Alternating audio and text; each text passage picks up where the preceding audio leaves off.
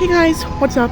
Today we are here at the Station 72 and we're gonna be looking at the EMS ambulance. I hope you're all excited as I am. Let's get started. I'm Scott. I'm a probationary firefighter here at Snohomish Regional Fire and Rescue, currently assigned to Station 72. Let's take a look at our EMS equipment. As my lieutenant was saying, all of us are at a minimum EMTs. And we do have some responders who are certified to a higher level to provide what we call ALS, or Advanced Life Support. As an EMT, we provide BLS, or Basic Life Support, which I think is really important and can help keep somebody alive until we get them to the definitive care that they need, meaning either a hospital, one of our medic units, or who knows what. This is our EMS compartment. It's pretty standardized across our whole department. So you go to any station, whether here or in Monroe or in Lake Stevens, and you'll see the same stuff. Starting from down here, we've got our BLS kit. This is our bread and butter. We take this in on every call. We use it to take vitals. It's got a few medicines like Narcan and epinephrine that we give for common life-threatening scenarios that we as EMTs are qualified to treat. Our airway bag, or O2 kit as some people call that, that's for respiratory support. We do get a lot of those calls, and that is absolutely an essential piece of equipment. This one, our defibrillator, this is going to come out on any cardiac patient or cardiac arrest. We call that a code. It'll be dispatched as what we call a Med-X. So if you hear somebody say, we went to a Med-X last shift, what they mean is they did CPR or somebody was in a bad way.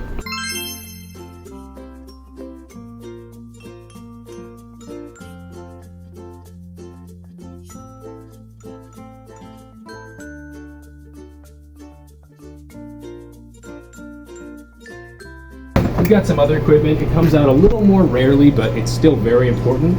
Our trauma bag here and our what we call C-spine bag here. These are for patients who are in, here comes a call.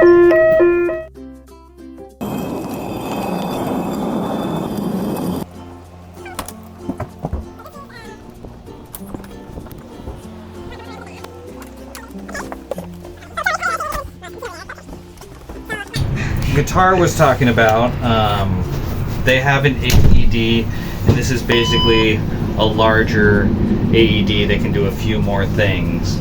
So this shows heart rhythm, so we can put electrodes on people's wrists and their ankles, and we can look at what the electrical activity is doing in their heart. And then this next line is an SpO2 monitor, and that just means that it's reading the amount of oxygen that is being carried by their blood. And then this last one is, we call it end-tidal CO2. And what that's doing is it's measuring the amount of CO2 that they're exhaling. It's one of those numbers that we're looking for on respiratory patients. It can kind of give us a clue if they're, if you're familiar with the term acidotic, if they have too much acid in their system, or they're not breathing appropriately. It also gives us an automated number on the rate that they're breathing. The AEDs only recognize certain rhythms that are shockable, where we have a little bit more nuance. They're working on developing and improving the computers that live inside these, but for now, humans are still the best judge of that.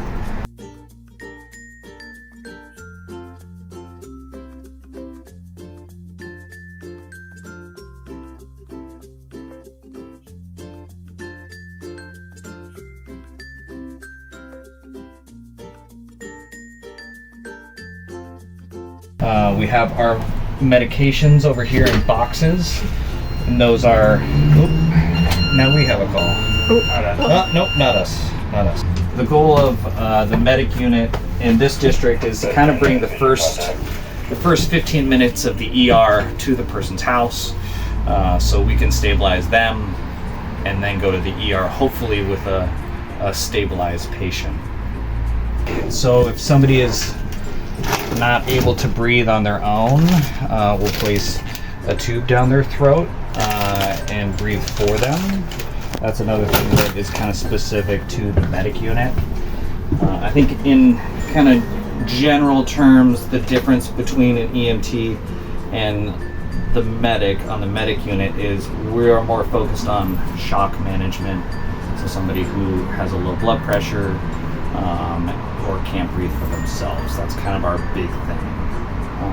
If you think about it in terms of like a hospital, there's a lot of nurses in the hospital, and then there's a few doctors in the hospital. The fire department has a lot of EMTs, and then a few paramedics. They had an emergency. They had an emergency call, so we had to leave. But wow, guys, so aesthetic.